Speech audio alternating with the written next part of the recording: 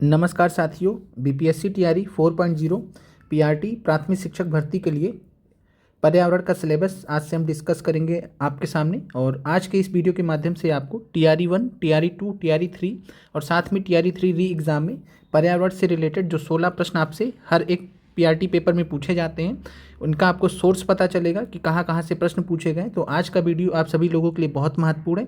कल से आप सभी लोगों के लिए बहुत ही सिंपल और बेसिक कॉन्सेप्ट के साथ में पर्यावरण की क्लासेस आएंगी। तो आज का जो सेशन है इसको ज़्यादा से ज़्यादा लाइक और शेयर ज़रूर कर दीजिए और साथ में आप जो है कमेंट भी ज़रूर किया करिए कि आपको क्लास कैसी लगी। और आज का जो सिलेबस डिस्कशन है ये बहुत ही महत्वपूर्ण है। इससे आपको पीआरटी का जो पर्यावरण का सिलेबस है उसका आपको बहुत अच्छा आइडिया हो जाएगा। कल से हम आपकी रेगुलर क्लासेस पीआरटी के लिए स्टार्ट करेंगे। और आगे बढ़ने से पहले आपको जानकारी देना चाहेंगे कि हमने टीआरई 3.0 के लिए भी पर्यावरण की क्लासेस ली थी। तो 7-8 क्लासेस हैं, प्लेलिस्ट चैनल पे बनी हुई है, तो आप उसको ज़रूर देख लीजिएगा। लिंक हम आपको दे देंगे कमेंट सेक्शन में। और जिन अभ्यर्थियों को कंप्लीट करना है अभी, तो आप वहाँ से ज़रूर कंप्लीट कर लीजिएगा। अभी हम टीआरई 4.0 पीआरटी के लिए बहुत ही सिंपल में आप लोगों के लिए कल से क्लासेस लाना स्टार्ट करेंगे। आइए देखते हैं। और सभी लोगों को यहाँ पर जो भी अभ्यर्थी पीआरटी के हैं, आप सभी लोगों को इन्वायरमेंट का जो सिलेबस है उसको चैप्टर्स हैं उसको क्लास के साथ में नोट कर लेना है। सबसे पहले स्टार्ट करते हैं और ध्यान दीजिएगा क्लास 9 से लेकर 12th एनसीईआरटी साइंस से आप लोगों के एनसीईआरटी विज्ञान, एनसीईआरटी साइंस से पर्यावरण के प्रश्न पूछे जाते हैं। तो ये पहला चीज़ आपको क्लियर रहना चाहिए कि बीपीएससी आपसे प्रश्न कहाँ से पूछता है। तो क्लास 9th से 12th, 9th 10th 11th 12th NCERT science विज्ञान की पुस्तक है। वहाँ पे काफ़ी सारे ऐसे चैप्टर्स हैं जहाँ पे इन्वायरमेंट के बारे में, पर्यावरण के बारे में बहुत महत्वपूर्ण कक्षाएं हैं, पाठ हैं, और वहीं से बीपीएससी बार बार आपसे पूछता है, आगे भी पूछेगा। इसके अलावा जो एक्स्ट्रा कुछ पूछ सकता है तो उसको भी हम ध्यान में रखते हुए आप लोगों को जो कल से क्लासेस स्टार्ट करेंगे उसी में ऐड कर देंगे हर एक क्लास में। और बिल्कुल नई क्लासेस होंगी, तो आप लोग जो पुरानी क्लासेस देखना चाहते हैं वो एक बार उसको देख कर रिविज़न कर लीजिए। यहाँ से आपको नई क्लासेस मिलेंगी। अब आपको पहला काम क्या करना है, नोट करना है क्लास नंबर 9th कक्षा 9 की पुस्तक है एनसीईआरटी साइंस की, अध्याय नंबर 14। और ध्यान दीजिएगा ओल्ड एनसीईआरटी से हम आप लोगों को पढ़ाते हैं। नई एनसीईआरटी में चैप्टर्स हटा दिए गए हैं काफ़ी सारे, तो ओल्ड एनसीईआरटी को ही फॉलो करते हैं। तो ध्यान रखिएगा इस चीज़ को, जब भी हम चैप्टर नंबर बोलेंगे तो आपको ओल्ड एनसीईआरटी के अकॉर्डिंग बोल रहे होंगे। नए एनसीईआरटी में चैप्टर इधर उधर हो सकता है। तो क्लास 9th साइंस की जो बुक है वहाँ पे चैप्टर नंबर 14 लिख लीजिए, नाम लिख लीजिए प्राकृतिक संपदा, नेचुरल रिसोर्सेस। ये पीआरटी के लिए बहुत ही महत्वपूर्ण, इन्वायरमेंट के लिए चैप्टर है। क्यों महत्वपूर्ण है वो भी देख लीजिए जल्दी से, फिर आगे अगले चैप्टर पे चलते हैं। और यहाँ पर जब थोड़ा सा आप आगे बढ़ेंगे तो यहाँ पर आप लोगों को बहुत ही महत्वपूर्ण तथ्य दिए गए हैं।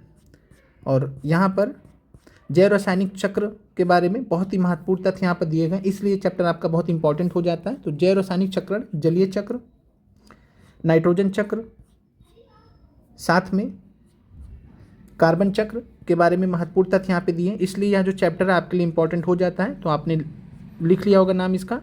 तो प्राकृतिक संपदा क्लास 9th, प्राकृतिक संपदा क्लास 9th एनसीईआरटी साइंस की पुस्तक है, उसी का ये चैप्टर है। फिर अगला सिलेबस लिख लीजिए आप लोग। और ओजोन परत के बारे में भी यहाँ पर दिया गया है, तो वो सब चीज़ें हम जब आपके क्लास कराएंगे तो वहाँ पर डिटेल में डिस्कस कर लेंगे। तो परेशान होने वाली चीज़ अभी कोई नहीं है।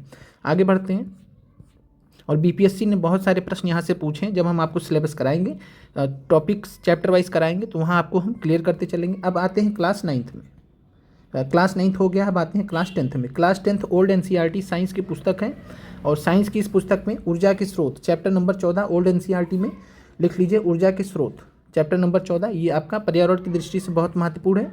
हम आपको एग्जाम्पल के तौर पे ऐसे ही प्रश्न आपको दिखा देते हैं कि कैसे जो है टीआरई 3 में ही प्रश्न आप लोगों से पूछा गया था। और जो भी अभ्यर्थी जुड़े थे हमसे उनको काफ़ी ज़्यादा लाभ भी मिला था इस चीज़ का। तो यहाँ पर जैव गैस से रिलेटेड आप लोगों से एक प्रश्न पूछा गया था टीआरई 3.0 री एग्ज़ाम में। जैव गैस एक उत्तम ईंधन है क्योंकि इसमें 75% तक मीथेन गैस होती है। तो आप यहाँ पे देख सकते हैं सिंपल सा लाइन से प्रश्न आपका आया था। तो कुछ इसी प्रकार से प्रश्न आपके बीपीएससी जो है यहाँ से पूछ लेता है। उसके बाद जो ऊर्जा के स्रोत हैं वहाँ से पवन ऊर्जा, कई बार आपसे प्रश्न पूछा जा चुका है। तो ये सब कुछ हम आपको सिलेबस में कवर करेंगे। वैकल्पिक और गैर परंपरागत ऊर्जा स्रोत भी आपसे पूछा गया है बीपीएससी द्वारा। तो ये आपका सिलेबस हो गया।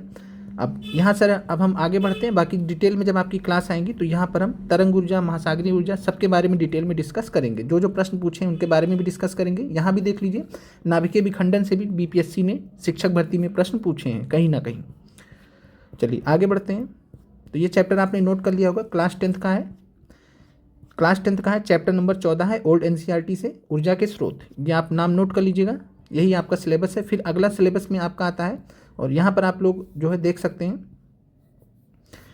ये प्रश्न आप लोग यहाँ से देख सकते हैं। ये जो प्रश्न है यूपी पीसीएस में पूछा गया था, यूपी पीसीएस में पूछा गया था। फिर आते हैं हमारा पर्यावरण, अध्याय नंबर 15 है हमारा पर्यावरण। तो पर्यावरण से रिलेटेड सबसे महत्वपूर्ण चैप्टर है। टीआरई 1 में जो एग्ज़ाम हुआ था 16 प्रश्न आपके 2 सेट एग्जाम हुए थे, लड़का के लिए अलग हुए थे, लड़की लोग के लिए अलग हुआ था। तो 16 जो प्रश्न पूछे गए थे, यही 14, 15, 16 जो चैप्टर है क्लास 10 से यहीं से पूछे गए थे। तो class 10 NCERT chapter number 15 old NCERT से हमारा पर्यावरण, बहुत ही महत्वपूर्ण आपके लिए चैप्टर ये। पारितंत्र के बारे में यहाँ बताया गया है, आहार श्रृंखला और जाल के बारे में बताया गया है, पोषी स्तर के बारे में सब कुछ यहाँ पे डिटेल में डिस्कस किया गया है, आहार जाल के बारे में, पारितंत्र में ऊर्जा के बारे में सब कुछ यहाँ पर डिटेल में डिस्कस किया गया है। ओजोन परत के बारे में यहाँ पे जानकारी दी गई है। तो ये आपका चैप्टर हो गया। फिर इसके बाद आते हैं जो है यहाँ पर, और अगला चैप्टर है क्लास 10 एनसीईआरटी से ही, अध्याय नंबर 16 प्राकृतिक संसाधनों का संपोषित प्रबंधन। तो ये आपके लिए बहुत महत्वपूर्ण है। एक प्रश्न टीआरई 1 में आया था, ध्यान दीजिएगा। टीआरई 1 में जब आप कभी भी प्रीवियस ईयर क्वेश्चन देखेंगे तो ये शब्द आपको वहाँ पे मिलेगा। कोलीफार्म जीवाणु का एक वर्ग है जो मानव की आंत्र में पाया जाता है। जल में इसकी उपस्थिति रोगजन्य सूक्ष्म जीवाणु द्वारा जल का संदूषित होना दर्शाया जाता है। कोलीफार्म बैक्टीरिया के बारे में टीआरई 1 में पीआरटी में सवाल पूछा गया था। तो कहने का मतलब ये कि आयोग आपका एनसीईआरटी से ही सवाल पूछता है। अब आगे बढ़ते हैं। क्लास 10 आपका कंप्लीट होता है। इतना ही आपका पर्यावरण का साइंस में चैप्टर था। अब आगे कौन से चैप्टर उनके बारे में भी हम देख लेते हैं। अब उससे पहले यहाँ पर, और इसी चैप्टर में खेजड़ी वृक्ष के बारे में भी दिया गया है। तो खेजड़ी वृक्ष के बारे में आपको मालूम होगा, पर्यावरण की दृष्टि से बहुत महत्वपूर्ण है, राजस्थान में फेमस भी है। फिर यहाँ पर आगे बढ़ते हैं।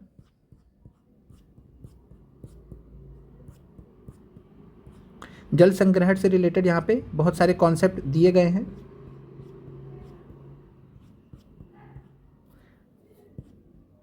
फिर आते हैं, एक ध्यान रखिएगा, भूगोल में क्लास 11th एनसीईआरटी में जो भूगोल की क्लासेस हम आपको इस समय पढ़ा रहे हैं, तो क्लास 11th की एनसीईआरटी भूगोल में एक चैप्टर है पृथ्वी का जीवन, जो आपके लिए बहुत ही महत्वपूर्ण है। और इसके अलावा इसके बाद वाला जो चैप्टर है जैव विविधता से रिलेटेड चैप्टर है। तो जैव विविधता से रिलेटेड चैप्टर वो भी बहुत महत्वपूर्ण है, उसको हम यहाँ पर ऐड करना भूल गए, तो ध्यान रखिएगा। तो पृथ्वी पर जीवन हम एक करा देंगे आपको टॉपिक वाइज। तो पृथ्वी पर जीवन ये आपके लिए बहुत महत्वपूर्ण है। यहाँ पे आपको जैव मंडल से रिलेटेड, पारितंत्र, जैव भू रासायनिक चक्र, पारिस्थितिकी संतुलन, जैव विविधता और संरक्षण के बारे में यहाँ पर देखने को मिलेगा। तो ये आपके लिए बहुत ही महत्वपूर्ण है। पारिस्थितिकी इकोलॉजी के बारे में महत्वपूर्ण तथ्य यहाँ पर दिए गए हैं। इकोसिस्टम के बारे में पूरी जानकारी दी गई है। पारितंत्र की कार्यप्रणाली, पारितंत्र के प्रकार के बारे में दिया गया है। बायोम के बारे में महत्वपूर्ण तथ्य दिया गया है। जैव भू रासायनिक चक्र के बारे में दिया गया है। क्लास 11th लिख लीजिएगा, क्लास 11th भूगोल का ये चैप्टर है पृथ्वी।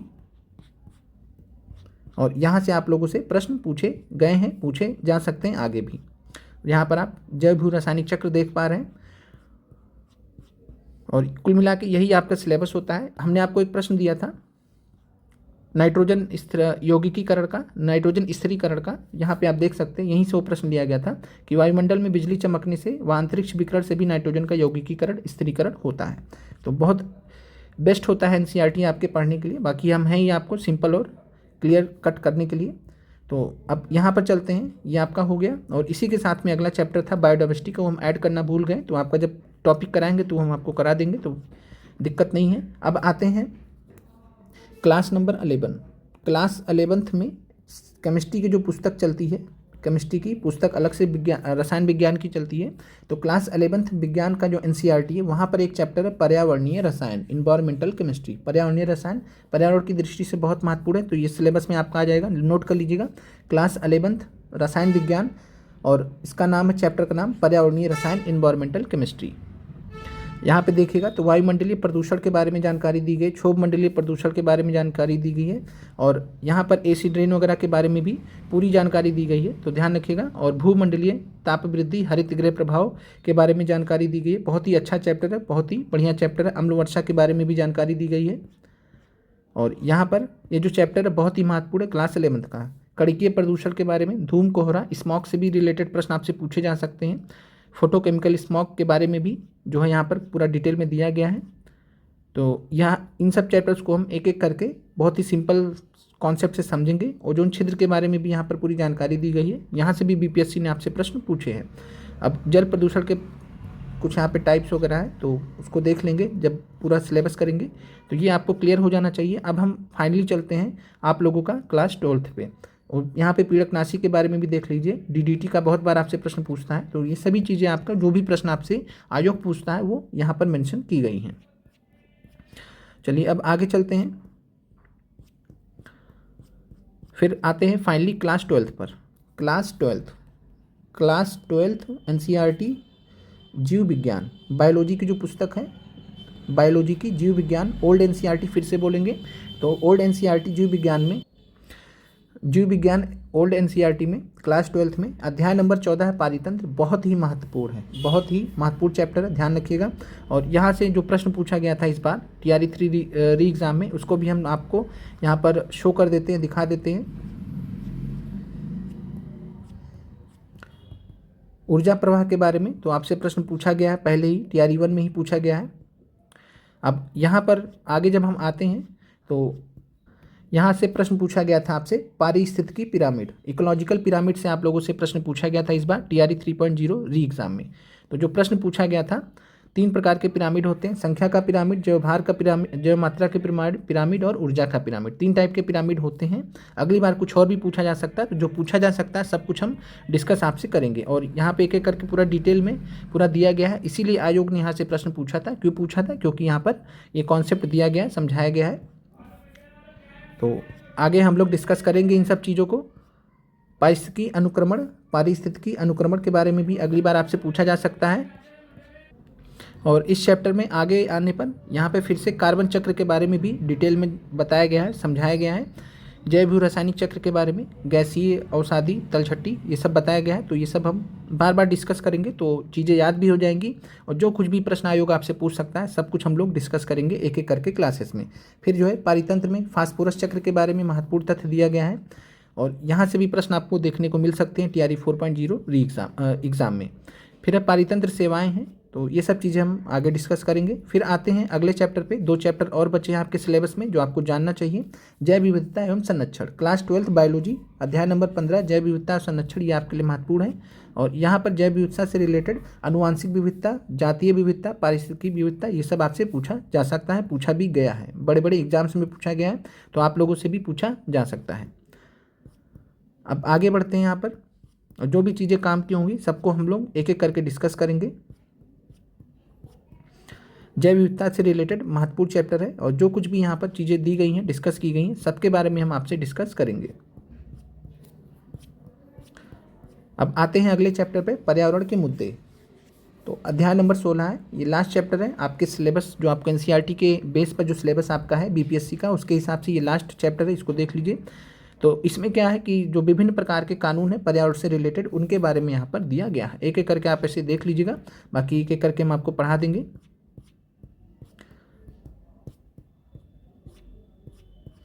CNG वगैरह के बारे में जानकारी दी गई है। बहुत सारे जो एक्ट वगैरह हैं, जैसे वायु प्रदूषण निरोध और नियंत्रक अधिनियम 1981 हो गया, जल अधिनियम हो गया 1974 में, सबके बारे में यहाँ पर आपको देखने को मिलेगा। तो ये आपके लिए महत्वपूर्ण चैप्टर है जो आपको जानना चाहिए, पढ़ना चाहिए TRE 4.0 के लिए। और जो आपका BPSC का जो टॉपिक है उसी के हिसाब से आप लोगों को सवाल पूछा जाएगा, उसी के हिसाब से हम आपको सिलेबस बता रहे हैं। सवाल प्रस्फुटन का चित्र में दृश्य, तो सवाल प्रस्फुटन से भी आपसे, एल्गल ब्लूम से भी अगली बार आप लोगों से सवाल पूछा जा सकता है। तो सबके बारे में हम लोग डिस्कस करेंगे एक एक करके, तो वहाँ से चीज़ें आपको क्लियर हो जाएंगी। जैव आवर्धन याद होगा आप लोगों को, TRE 1 में दोनों पेपर में, सेट A और सेट E में दोनों में जैव आवर्धन पूछा गया था, तो प्रश्न जो है यहीं से लिया गया था। बाकी 10th NCERT में भी डिस्कस किया गया है जैव आवर्धन के बारे में। फिर सुपोषण, यूट्रोफिकेशन, ये भी बहुत महत्वपूर्ण कॉन्सेप्ट है, ये आपको मालूम होना चाहिए। यहाँ से इस बार प्रश्न आपको देखने को मिल सकते हैं। एक्सीलरेटेड, त्वरित सुपोषण, ये भी आपसे पूछा जा सकता है। तो ये सब चीज़ों को हम एक एक करके डिस्कस करेंगे, बहुत ही सिंपल में चलेंगे, छोटी छोटी क्लासेस आएंगी, लेकिन आपके सारे जो कॉन्सेप्ट्स हैं वो खुल जाएंगे। फिर यहाँ पर है सैनिटरी लैंडफिल्स हैं, तो ये सारी चीज़ें हैं। यहाँ पर कुछ गैसेज वगैरह होती है, उससे रिलेटेड आपसे सवाल पूछे जाते हैं, तो सब कुछ हम लोग डिस्कस आपसे करेंगे। तो ये आपका जो सिलेबस है, रेडियो सक्रिय अपशिष्ट के बारे में भी जानकारी दी गई, तो सबके बारे में हम डिस्कस करेंगे। ग्रीन हाउस गैस के बारे में यहाँ पर जानकारी दी गई है, पूरा कॉन्सेप्ट समझाया गया, तो सब चीज़ें हम लोग आपसे डिस्कस करेंगे। और यहाँ पर वायुमंडलीय गैसों के बारे में महत्वपूर्ण जानकारी दी गई है, तो जो भी यहाँ पर जानकारी है सबके बारे में हम लोग डिस्कस करेंगे। जैसे यहाँ पे पूर्व विश्वव्यापी उष्णता के लिए, ग्लोबल ग्रीन हाउस गैस के लिए कौन ज़्यादा रिस्पॉन्सिबल होता है, तो सबसे ज़्यादा कार्बन डाइऑक्साइड 60%, फिर दूसरे नंबर पर मीथेन है, तीसरे नंबर पर जो है यहाँ पर दर्शाया गया है जो है CFCs को। और वैसे गैस में बात करें तो N2O हो जाता है। तो ये आपको यहाँ पे चीज़ें दी गई हैं, ये आपके लिए बहुत महत्वपूर्ण है। समताप मंडल में ओजोन अवक्षय, तो समताप ओजोन मंडल कहाँ पे पाया जाता है, ऐसे करके बहुत सारे प्रश्न आपसे पूछे जाते हैं, तो सबके बारे में हम एक एक करके डिस्कस करेंगे। और डॉप्सन यूनिट, ओजोन की जो मोटाई होती है डॉप्सन यूनिट में नापी जाती है। तो आप देख सकते हैं बहुत सारे फैक्ट्स और बहुत सारी चीज़ें, बहुत सारे कॉन्सेप्ट आपके ओजोन छिद्र के बारे में भी दिया गया है। तो बहुत सारे प्रश्न आपको यहाँ पर परीक्षा में बनते हुए दिखेंगे, सब कुछ हम डिस्कस कराएंगे, एक बार पढ़ाएंगे, देन आपको इसी के बेसिस पे क्लास भी देंगे, साथ में क्वेश्चंस भी हम खुद से बनाकर देंगे इन चैप्टर्स पे, तो ये आपके लिए आसान हो जाएगा। वन उन्मूलन से भी आपसे बहुत सारे प्रश्न पूछे गए हैं, TRE 1 से ही कुछ ना कुछ, झूम खेती के बारे में भी, /1 एग्रीकल्चर के बारे में भी पूछा गया है। तो ये सारी चीज़ें हम आपका सिलेबस में कवर करेंगे। इसके अलावा जो अलग से चैप्टर आप लोगों के हो सकते हैं, अलग से कॉन्सेप्ट हो सकते हैं, उसके बारे में भी हम आपको बताएंगे। अमृता देवी बिश्नोई पुरस्कार से पूछा गया आपसे, चिपको आंदोलन के बारे में भी पूछा गया है BPSC ने, संयुक्त वन प्रबंधन ज्वाइंट फॉरेस्ट मैनेजमेंट के बारे में भी, ये शायद TRE 2 में भूगोल में पूछा गया था सवाल। तो ये आपको ध्यान रखना है कि ये आपके सिलेबस हैं। और इसके अलावा जो अन्य टॉपिक्स होंगे जो इंपॉर्टेंट होंगे परीक्षा दृष्टि से, वो भी हम कराएंगे। पहला हमारा टारगेट रहेगा कि सिंपल में, बेसिक में सभी NCERTs को लाइन बाय लाइन इंक्लूड करते हुए आपको कॉन्सेप्ट्स क्लियर कराएं, तैयार कराएं। जो एक्स्ट्रा पॉइंट्स है सब कुछ उसी क्लास में हम दे देंगे, तो आप लोग क्लास देखिएगा, वहाँ से आपको सारी चीज़ें क्लियर हो जाएंगी। और आपको BPSC द्वारा जो पैटर्न है उसके हिसाब से जो हमने आपको सिलेबस बताया, आपको कैसा लगा आप एक बार कमेंट जरूर कर दीजिएगा। साथ में आप PRT इन्वायरमेंट की क्लासेस के लिए कितना उत्साहित है ये भी आप कमेंट करके बताइए। 16 के 16 प्रश्न आपके सही होंगे, ये हमारा आपसे वादा है। अगर आपने गलती नहीं की खुद से तो आपके 16 में से 16 प्रश्न जो भी आते हैं, 15 आए तो 15 सही, 16 आए तो 16 सही, सारे सही होंगे, गलत एक भी प्रश्न नहीं होगा। मिलते हैं आप सभी लोगों से अगले वीडियो में। आप लोगों का देखने के लिए धन्यवाद।